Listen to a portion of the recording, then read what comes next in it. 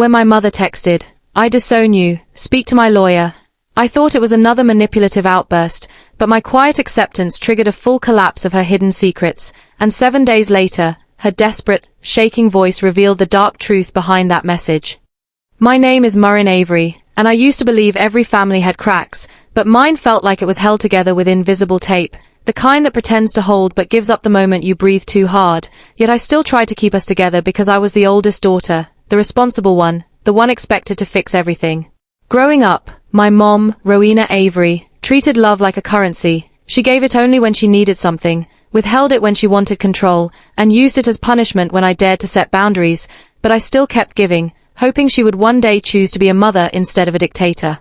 For years, I paid her bills, sent money whenever she claimed she was struggling, covered rent when she pretended her check was late, fed my younger brother Lance, who drifted through life without ambition, and stayed quiet whenever Rowena bragged about being a strong independent mother who raised us alone while hiding the truth that I was the one keeping everything afloat.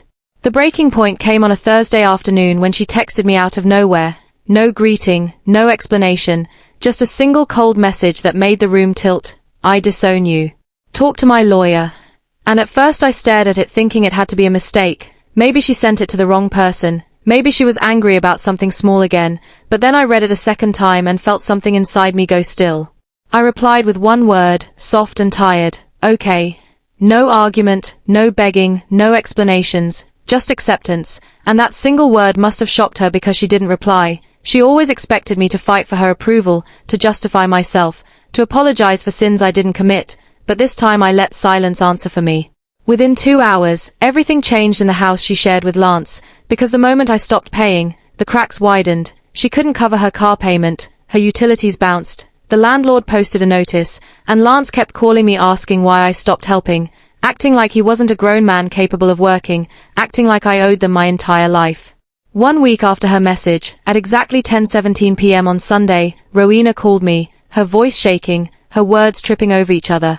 "Murrin, baby, listen, it was a misunderstanding. Your brother mixed something up. I didn't mean to send that message. Can we talk, please?"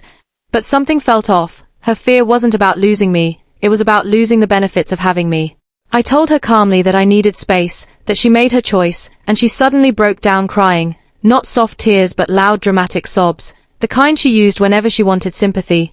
But this time I stayed quiet, and after a long pause she whispered a truth she'd been hiding for 5 years. "I owe money, real money, and they're coming for me."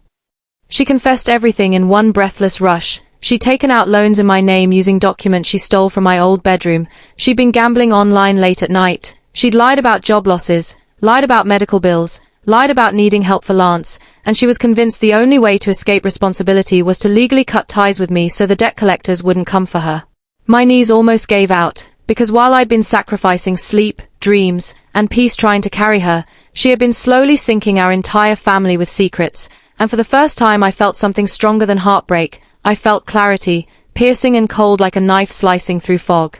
I called a lawyer the next morning, not hers, mine, and when we pulled the records, when I saw the forged signatures and the debts she had attached to my name, my lawyer told me gently that this wasn't a mistake or an accident, it was premeditated fraud, the kind that could ruin my future if I didn't act fast. Rowena kept calling, begging, bargaining, promising she would pay it all back, but I'd heard too many empty promises to believe anything she said, so I filed a report, froze my credit, and sent her a final message that mirrored hers but carried none of her bitterness. "I'm protecting myself. Talk to your lawyer." The fallout was immediate. Lance exploded in rage claiming I destroyed the family, even though he had watched Rowena drain me for years, and Rowena stopped calling altogether once she realized I meant every word. Then silence settled over everything, heavy but peaceful, like the final breath after years of suffocation. 3 months later my lawyer called to tell me something unexpected.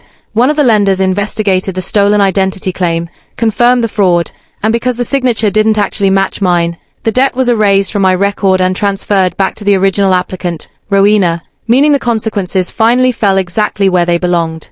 I moved to a new apartment across the city, blocked their numbers, and began therapy for the first time in my life, learning slowly that family isn't defined by blood but by behavior, by safety, by respect, and that letting go isn't betrayal. Sometimes it's survival, sometimes it's freedom. But the twist came one quiet evening months later when I received a message from an unknown number. "I miss you, Murrin. I'm sorry. And for a split second my chest tightened. But then I noticed the signature at the bottom. Not Rowena's, not Lance's, but the debt collector who had been impersonating her for months, using her phone after she changed numbers to avoid them, and suddenly the entire story shifted again. My mother hadn't disowned me out of cruelty. She'd done it out of fear, shame, and desperation, trying to run from mistakes she created long before I ever understood them. But even that truth couldn't erase the damage she had caused, and I realized something important that night. Some wounds don't heal with apologies, they heal with distance, silence, and freedom. And that was the moment I finally let go, not with anger, but with peace, because sometimes the real revenge isn't destroying someone's life, it's building yours without them. Please like, share, and subscribe for more stories. Thank you.